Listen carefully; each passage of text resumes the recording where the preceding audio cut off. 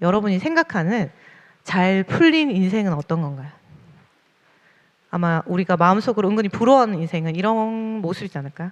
제가 대학생 때 졸업을 하자마자 이제 그 공대생 남자 동기들이 많았는데 그 중에 그냥 바로 삼성에 들어간 친구가 있었어요. 그러니 나머지 모든 친구가 다 부러워하면서 그 삼성 시험을 치기 시작했습니다. 예, 굉장히 잘 풀린다, 걔 성공했다 이런 이야기를 했었던 기억이 있습니다. 뭐 그런 거겠죠. 이제 대학 졸업하자마자 남들이 다 가고 싶어하는 회사에 뭐 그냥 바로 합격한다든지 뭐 또 또래보다 뭐 한 발 먼저 자리 잡는 모습, 뭐 또 통장에도 늘 여유가 있는 거 이런 것들 보면 아 인생이 좀 잘 풀린다, 뭐 성공했네 이런 생각들을 하게 되는 것 같습니다.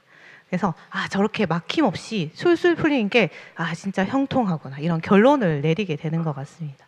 근데 반대로 생각하면 뭐 인생이 꽉 막히고 그러면 도무지 풀리지 않는 모습을 좀 불통이라고 해야겠죠. 그런데 오늘 성경에 이제 요셉이 나옵니다. 근데 이 요셉이 바로 그런 사실은 꽉 막힌 인생의 좀 주인공이었습니다. 여러분 요셉 이야기 잘 아시죠? 대부분 이제 요셉 이야기를 잘 아는데 요셉은 야곱이 가장 사랑했던 아내인 그 라헬이 낳은 아들이었습니다. 그래서 용모가 굉장히 라헬처럼 예뻤던 것 같아요. 빼어나서. 그래서 야곱에게는 다른 아들들도 많았지만 그 아들들은 라헬의 언니나 그 시녀들이 낳은 자녀들이었어요. 그래서 뒤늦게 얻은 이 눈에 넣어도 아프지 않을 이 아들에게 야곱은 특별히 뭐 알록달록한 색채옷, 색동옷까지 지어 입힙니다. 근데 이제 눈에 띄는 이 요셉을 향한 그 아버지의 편애가 결국 이제 다른 형들의 그 시기와 질투를 불러일으킨 거죠. 게다가 뭐 어려웠으니까 좀 눈치가 없었던 것 같기도 해요, 요셉이. 자기가 꾼 꿈을 이제 꾼 꿈에 대해서 이야기를 형들 앞에서 그냥 막 철없이 늘어놓는 거죠. 그러니까 해석하자면 그 꿈을 나중에 부모님도 뭐 형들도 자기 앞에 다 절하게 될 거라는 그런 이야기를 하게 됩니다. 비록 하나님이 주신 꿈이었지만 형들 입장에서 들으면 굉장히 좀 부하가 치밀고 열받는 좀 이야기일 수도 있을 것 같습니다. 그래서 결국 어떤 일이 벌어지나요? 요셉은 자기 친형들에 의해서 노예로 팔려가고 맙니다. 여러분 이게 얼마나 비참하고 슬픈 이야기입니까? 좀 이야기 쉽게 요즘 말로 바꿔보면 내 친형제들이 형제 자매 남매 있으신 분들 있죠? 내가 밉다고 인신매매 조직에 돈을 받고 이렇게 날 팔아 넘긴 거죠, 말하자면. 그리고 부모님한테 가서는 이렇게 사고로 죽었다 이렇게 거짓말을 한 거죠. 그래서 요셉의 그 꽉 막힌 그 좀 불통의 인생은 그때부터 시작되었던 것 같습니다. 그래서 이집트까지 끌려가서 노예로 살아야 했고 이제 겨우 그 주인의 눈에 들만하다 싶었는데 살만하다 싶었는데 그러면 또 억울한 누명을 쓰고 차디찬 감옥에까지 갇히게 됩니다. 그래서 살면서 이런 우여곡절을 겪는 사람이 많지는 않을 것입니다. 그래서 세상 기준으로 보면 이 요셉은 형통은커녕 완전히 실패한 인생인 거죠. 그래서 어릴 때 꾸었던 그 찬란한 꿈들 있잖아. 높은 자리 오고 가족들이 자기에게 다 절할 것이라는 그 꿈을 비웃기를 하듯이 이 현실은 이제 철저하게 막혀 있었던 거죠. 완벽한 그 불통의 인생이었습니다. 그런데 정말 이상한 게 오늘 말씀에서는 이렇게 비참하고 억울하고 최악의 밑바닥에 처해 있는 요셉을 향해서 자꾸만 형통하다고 합니다. 형통한 자라고.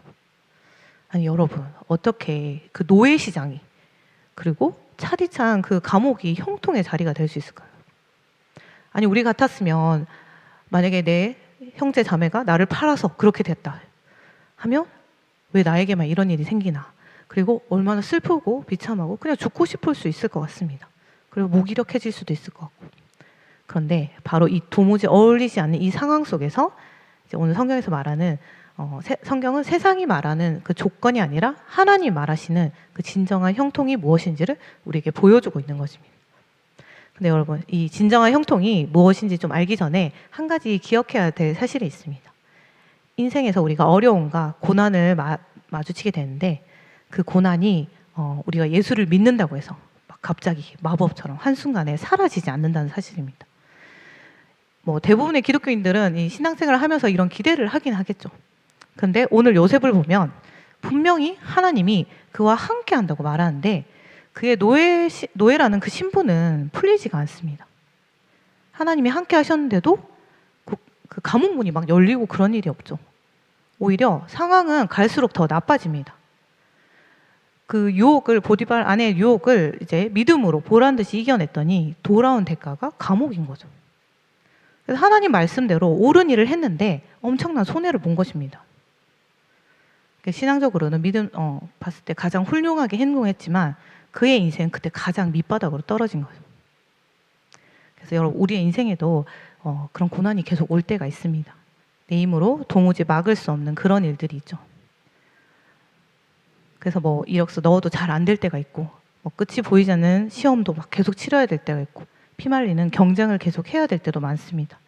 그리고 어느 날 갑자기 병이 찾아오기도 하고 뭐 내가 어떻게 할 수 없이 인간관계가 깨어져 버리기도 합니다.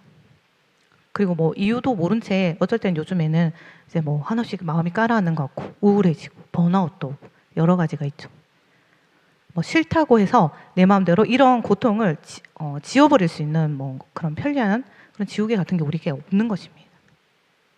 그래서 오늘 우리는 이 한 가지를 먼저 기억했으면 좋겠어요. 믿음은 고난을 알아서 다 없애주는 그런 보험 상품 같은 것이 아니라는 것입니다. 예수님 믿으면 막 만사 형통하고 무조건 다 잘 된다는 말. 그 우리가 기복 신앙이라고 하죠. 그건 복음이 아니라 환상일 수 있다는 것입니다. 여러분, 내 힘으로 바꿀 수 없는 상황이나 고난을 내 뜻대로 다 없애버리겠다고 붙들고 있으면 이렇게 우리 마음만 너무 고통스러워지는 거죠. 애초에 우리가 바꿀 수 있는 영역이 아니기 때문입니다. 그래서 우리가 좀 기도 제목을 좀 바꿔야 할 것 같습니다. 고난이 마법처럼 다 없어졌으면 좋겠다는 그런 것을 붙들기보다 내 앞에 놓인 이 고난을 내가 어떻게 통과할 것인가를 좀 바라보아야 할 것 같습니다. 그래서 요셉도 우리와 똑같은 사실 그 피와 살을 가진 사람이었죠. 그래서 깊은 웅덩이 속에 형들이 던져 넣었을 때, 갇혔을 때, 그리고 노예로 팔려가던 그 길 위에서, 그리고 캄캄한 감옥에 갇혔을 때 아마 그가 얼마나 많이 울었겠어요. 한숨도 쉬었을 거고. 하지만 요셉은 왜 그 지독한 상황이 빨리 안 없어지길 바랬을까요? 왜냐하면 요셉은 사라지지 않는 그 현실을 보며 절망하는 대신에 이 고난의 터널을 어떻게 통과할 것인가를 선택한 것입니다. 바로 그 자리에서 나와 함께 하시는 그 하나님을 끝까지 놓지 않는 것입니다. 그래서 비록 닥쳐온 고난을 내 힘으로 없애지는 못했지만 그는 하나님만큼은 끝까지 붙들고 그 자리를 버텼던 것입니다. 그래서 여러분, 고난이 없어지는 게 아니라 그 고난을 하나님과 함께 통과하는 것, 바로 거기서부터 이제 하나님과의 그 진짜 형통이 시작되는 것입니다. 그렇다면 이 성경이 말하는 형통은 도대체 무엇일까요?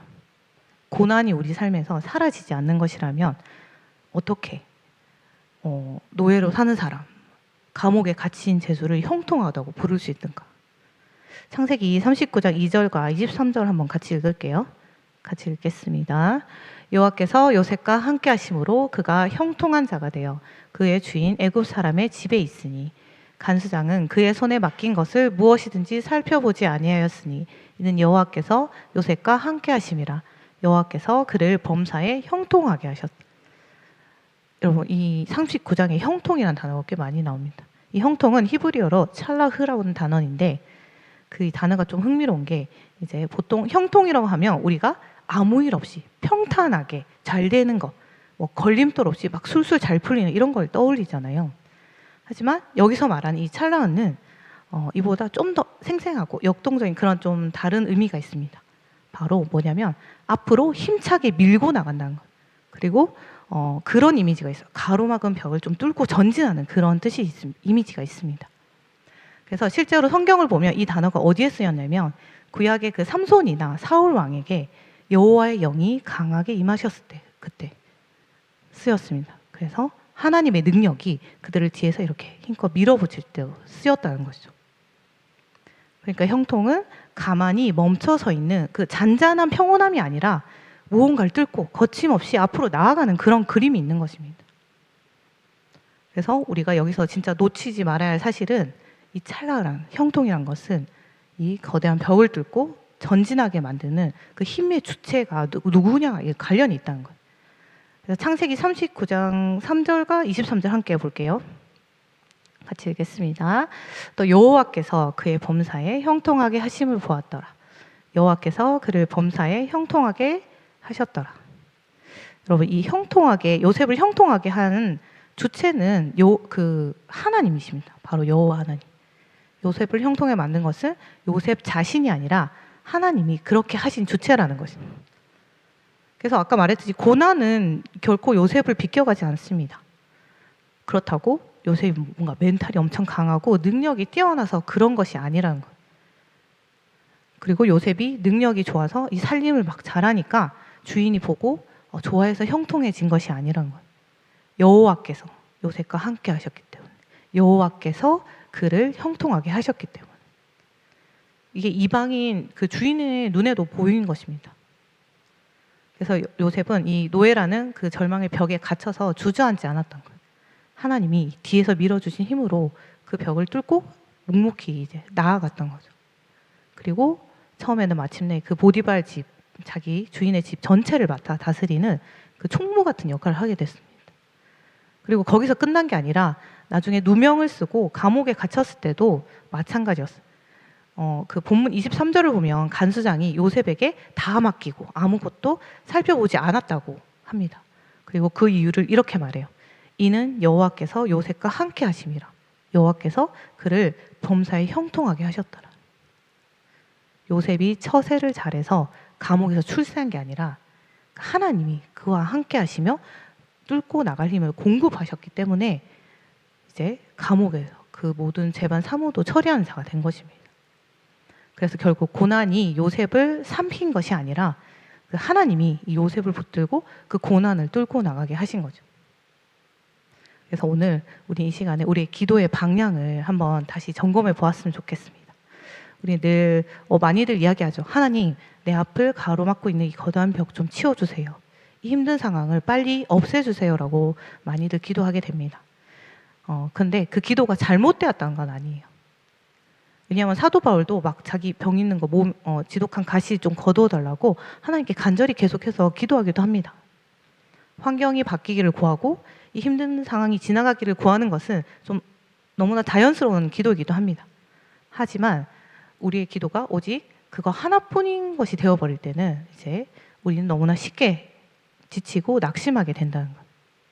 그래서 내 눈앞에 그 벽이 내 뜻대로 금방 치워지지 않으면 하나님이 나를 버리신 것 같고 금방 절망하기도 한다는 것입니다.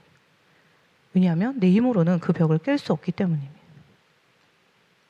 그래서 우리는 그 요셉을 보면서 이 벽을 치워달라는 기도, 그 너머에 있는 기도를 배우기 원합니다.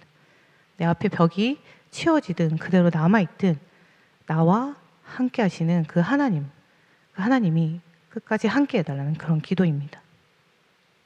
그래서 내 힘을 완전히 빼고 하나님이 행하실 내 인생의 그 진정한 형통을 구하며 나아갈 때 우리는 이제 세상의 그 어떠한 벽 앞에서도 무너지지 않을 수 있는 것입니다. 그럼 여러분, 성경에서 말하는 그 형통의 진정한 의미는 명확하죠. 고난이 없는 상태가 아니라 하나님이 함께 하시는 상태입니다.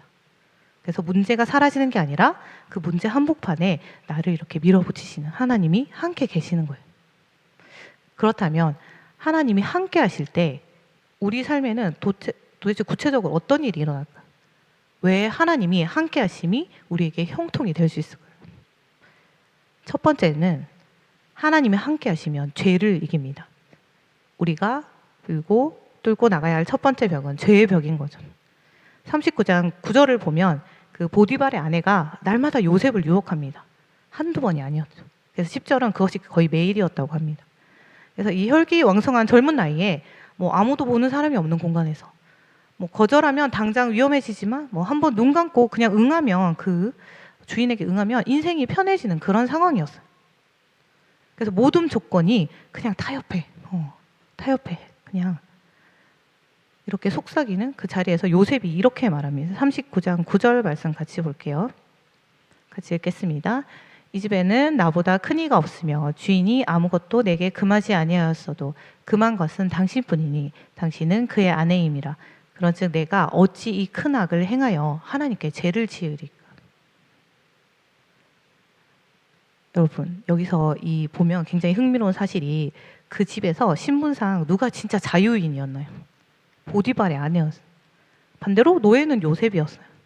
그런데 정작 자기 욕망에 끌려다니면서 그 정욕의 노예가 되고 제 노예가 되어버린 사람은 그 자유인인 보디발의 아내였습니다. 그리고 오히려 죄 앞에서 당당하게 아니오라고 말하면서 진정한 자유를 누렸던 사람은 요셉이었습니다. 그래서 요한복음 8장 34절에 예수님이 이렇게 말씀하세요. 죄를 범하는 자마다 죄의 종이라고 말합니다. 그래서 가만히 생각해 보면 이제 세상이 말하는 형통, 돈, 성공, 뭐 인기 등등 그것을 다 손에 쥐었다 한들 정작 내가 어떤 죄에 끌려다니고 그것을 도무지 끊지 못하고 있다면 과연 그 삶을 형통하다고 할 수 있을까요? 그 사람은 겉모습은 자유인이지만 속사람은 종인 것입니다. 하지만 반대로 요셉은 가진 것이라고는 하나 없는 노예였지만 죄로부터 자유로웠기에 그의 영혼은 이 세상에 누구보다 형통했던 것입니다. 그렇다면 그 힘이 어디서 왔을까요? 뭐 요셉의 의지가 남달리 강해서? 아닙니다. 아까 말씀에서 읽은 것처럼 내가 어찌 하나님께 죄를 지으리까? 요셉은 자신과 함께 하시는 그 하나님을 늘 의식하고 있었어요. 그래서 하나님이 나와 함께 하실 때 우리는 비로소 죄를 이길 힘을 얻는다는 것입니다. 여러분 이건 요셉의 이야기만이 아닙니다. 우리의 이야기이기도 하죠.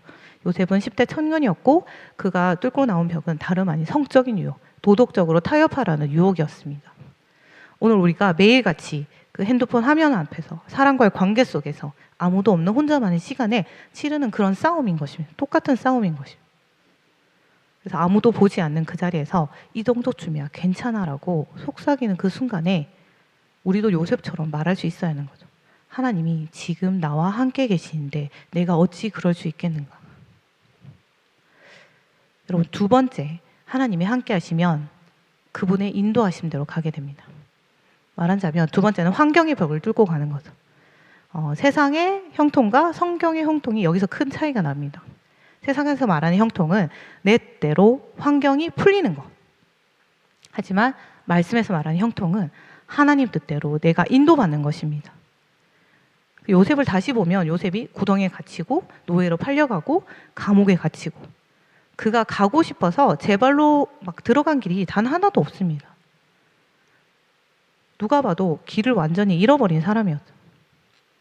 하지만 놀랍게도 오늘 말씀은 그 막힌 자리마다 똑같은 선언을 반복하죠. 여호와께서 그와 함께하사 그의 범사를 형통하게 하셨더라.